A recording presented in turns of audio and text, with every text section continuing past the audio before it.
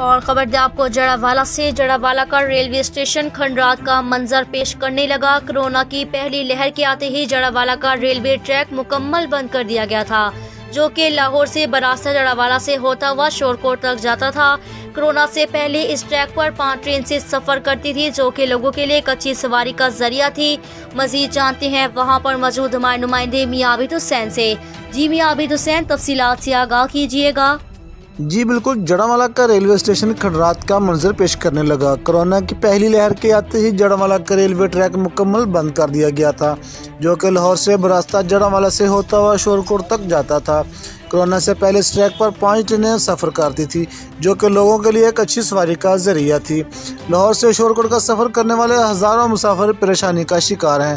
جڑاوالا کی عوام کا کہنا تھا کہ اس بڑھتی ہوئی مہنگائی کے دور میں بسوں اور ویگنوں کا کرایہ ہم افورڈ نہیں کر سکتے، تو اعلیٰ حکام کو چاہیے کہ لاہور سے براستہ جڑاوالا تک شورکوٹ کا ٹریک بحال کیا جائے، تاکہ غریب عوام آسانی سے سفر کر سکیں۔